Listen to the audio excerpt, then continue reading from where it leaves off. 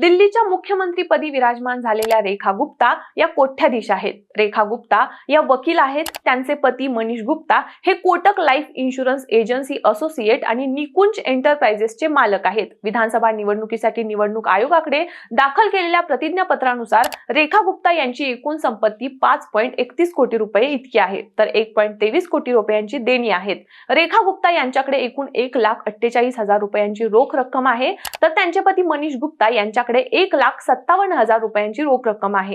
रेखा गुप्ता यांची अनेक बँकांमध्ये खाती आहेत. यात SBI बँकेत 20.81 लाख, केशव सहकारी बँकेत 5,877 आणि SBIच्या PF खात्यात 1.42 लाख रुपये इतकी रक्कम आहे. गुप्ता यांच्याकडे 2020 मॉडेलची मारुती XL6 कार आहे. त्याची अंदाजी किंमत 4.33 लाख रुपये होते. पती पत्नीकडे असलेल्या स्थावर मालमत्तेची एकूण किंमत 3.50 कोटी रुपये आहे. या संपत्तीमध्ये दिल्लीतील बंगला आणि व्यावसायिक मालमत्तेचा समावेश होतो.